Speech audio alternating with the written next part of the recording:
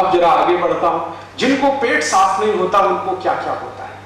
दुनिया की 103 बीमारियां उन्हीं को होती है, क्योंकि आयुर्वेद ये कहता है कि अगर आपकी आंतें साफ नहीं है, लार्ज इंटेस्टाइन और स्मॉल इंटेस्टाइन, बड़ी और छोटी आंत साफ नहीं है, तो बीमारियों का केंद्र आपके घर में ही है। और 90% बीमारियां आपको मालूम है कब्जियत से शुरू होती हैं, कॉन्स्टिपेशन से शुरू होती हैं। हमारे देश में सभी बड़े चिकित्सक और वैद्य कहते हैं कि जिनका पेट साफ नहीं हुआ उनको कुछ भी बीमारी आएगी, संधिवात हो जाएगा, डायबिटीज हो जाएगी, कॉन्स्टिपेशन तो रहने वाला है, मुंह में से भयंकर बदबू आएगी, दांत आपके खराब हो जाएंगे, सांस में इतनी तेज बदबू होगी कि पड़ोसी बैठ नहीं पाएगा आपके पास, रात को नींद नहीं आएगी, भूख समय से नहीं लगेगी, भूख ठीक से नहीं लगेगी, शरीर में कमजोरी आती जाएगी। ऐसी 103 बीमारियां एक साथ आएंगी। अब उनको चूंकि कॉन्स्टिपेशन बहुत है तो ये सब बीमारियां उनको होती हैं। तो अब उसका इलाज क्या करते हैं वो? जब पेट साफ नहीं होगा तो सांस की बदबू भयंकर होगी। अब उस सांस की बदबू को रोकने के लिए वो दिन भर टूथपेस्ट रगड़ते हैं। हमारे देश में अब मुझे ये समझ में आने लगा है कि किसी भी भारतीय नागरिक को चिकित्सा सुविधा की जरूरत नहीं है, चिकित्सकीय ज्ञान की जरूरत है। हेल्थ फैसिलिटीज नहीं चाहिए, नॉलेज चाहिए। नॉलेज की बहुत कमी, और इतनी कमी है कि पढ़े लिखे लोग उससे ज़्यादा पीड़ित हैं। छोटी छोटी बातें नहीं जानते। पानी को उबाल के पीना ये इतनी छोटी सी बात है, लेकिन आज के समय की बीमारियों में सबसे इफेक्टिव है, खासकर 3 महीने की ये जो। तो आप उनको बता दो भैया पानी उबाल के पियो, उबाल के पानी पीने से क्या होता है वो समझा दो उनको, 10 मिनट में समझ में आ जाएगा। फिर उनसे कहो कि खाना खाते हो तो कुछ ये खाओ ये मत खाओ, क्योंकि दिनचर्या ऋतुचर्या जो आयुर्वेद की है ना वो जरूर सीख लो।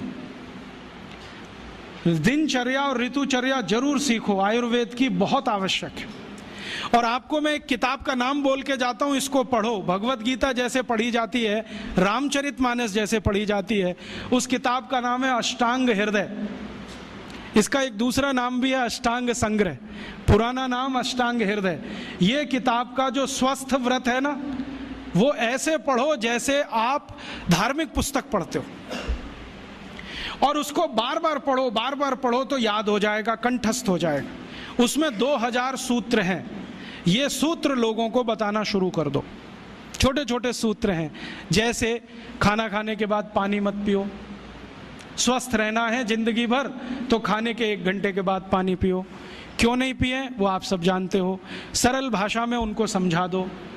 फिर उनको बोलो पानी पियो तो घूंट भर भर के पियो, सिप करके पियो, ताकि ज़्यादा लार शरीर में जाए, वात पित्त कफ तीनों संतुलित रहे। ठंडा पानी कभी मत पियो। मैंने दुनिया में ठंडे पानी पीने वालों को बहुत देखा है। यूरोप और अमेरिका के लोग चिल्ड वाटर पीते हैं, बर्फ़ का पानी फ्रिज में रख के पीते हैं। परिणाम जानते हैं क्या होता है? सवेरे जब टॉयलेट रूम में जाते हैं तो 1-1 घंटे बाहर ही नहीं आते। उनको पूछो भाई तुम क्या कर रहे थे 1 घंटे वहाँ? तो कहते हैं न्यूज़पेपर पढ़ रहे थे, मैगजीन पढ़ रहे थे। क्यों पढ़ रहे थे? स्टूल पास नहीं होता। क्यों नहीं होता? कॉन्स्टिपेशन है, जोर लगाना पड़ता है फिर भी नहीं होता। गाना भी गाते हैं मेरे सपनों की रानी कभी आएगी, फिर भी नहीं आती। और अंतिम दुष्परिणाम पता है क्या होता है?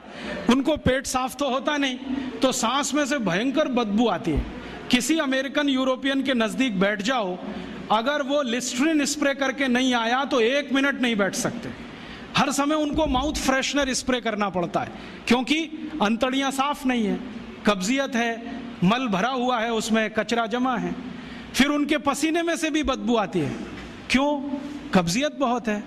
और पसीने की बदबू दूर करने के लिए डिओडोरेंट स्प्रे करते रहते हैं। और आप तो सब जानते हो कि अगर कब्जियत है तो बाल भी कड़क रहते हैं, तो उन कड़क बाल को सॉफ्ट करने के लिए क्या क्या सब करते हैं। शैम्पू लगाते हैं, शैम्पू के बाद पता नहीं क्या क्या लगाते हैं। ये सब वो जो करते हैं ना, उनकी मजबूरी है, स्टेटस सिंबल नहीं है।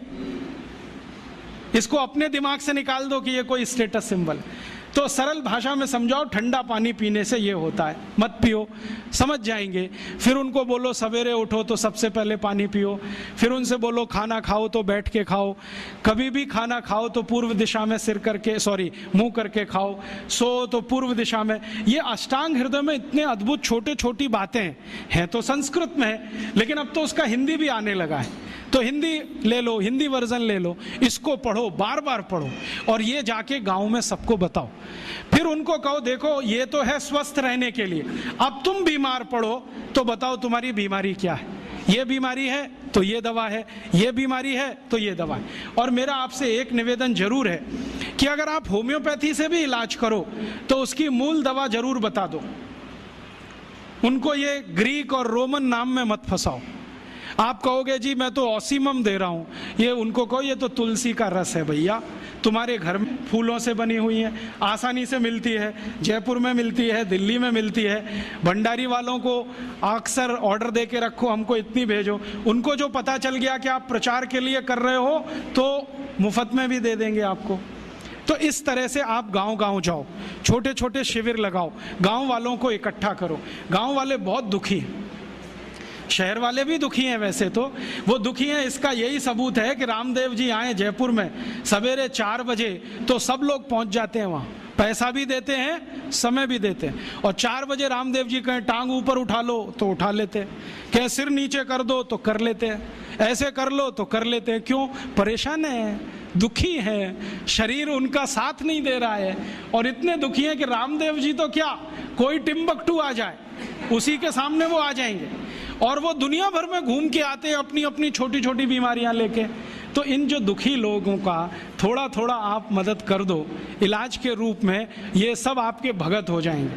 और ये भगत हो जाएंगे तो कहो आप भी प्रचार करो इसका, वो भी करें, आप भी करो, तो ये इतना तेजी से मल्टीप्लाई करेगा कि 2-5 साल में एलोपैथी का बाजा बज जाएगा। और बजा देना है अपने को, हाँ, ये संकल्प लेके चलो कि इनका बाजा हमको बजाना है। मैं बहुत जल्दी एक टीवी चैनल शुरू करने जा रहा हूँ एलोपैथी का बाजा बजाने के लिए। इनकी सब पोल खोलनी है मुझे, हाँ, इनकी इतनी पोल हैं मेरे पास, कम से कम 1,500 से ज़्यादा डॉक्यूमेंट्स हैं जो एलोपैथी के गंदेपन को सिद्ध करने वाले, इनकी निकृष्टता को सिद्ध करने वाले, ये कितने अनसाइंटिफिक हैं वो बताने वाले हैं, कितने डॉगमेटिक हैं वो बताने वाले हैं। मेरे पास ऐसे बहुत इंटरव्यूज हैं बड़े बड़े डॉक्टरों के, वो कहते हैं कि हम कोई डायग्नोसिस नहीं करते, तीर मारते, लग गया तो ठीक, नहीं तो तुक्का। और वो कहते हैं हम तो एक ही सिद्धांत पे काम करते हैं, ट्रायल एंड एरर, देते जाओ गलतियां करते जाओ, देते जाओ गलती, भले मर जाए पेशेंट उसमें। हमारे पास तो कम से कम ये नहीं है ट्रायल एंड एरर वाला। हम तो जानते हैं कि तुलसी है तो उसके ये गुण हैं तो ये रिजल्ट आना ही चाहिए, मेथी है तो उसके ये गुण हैं तो ये रिजल्ट आना ही चाहिए। हमको सब मालूम है, फिक्स है, यहाँ वेरिएशन नहीं है। मेथी के जो रिजल्ट चरक ऋषि को मिले वो आज भी मिलते हैं, इसमें इतना सातत्य है, वेरिएशन कहीं भी नहीं है। तो जो विज्ञान में सातत्य होता है, सत्य ज्ञान वही होता है। तो हमारे पास जो सत्य ज्ञान है इसको लेकर आगे बढ़ें और इसके अपने जीवन में भी और दूसरों के जीवन में प्रयोग करने के लिए प्रेरित करें।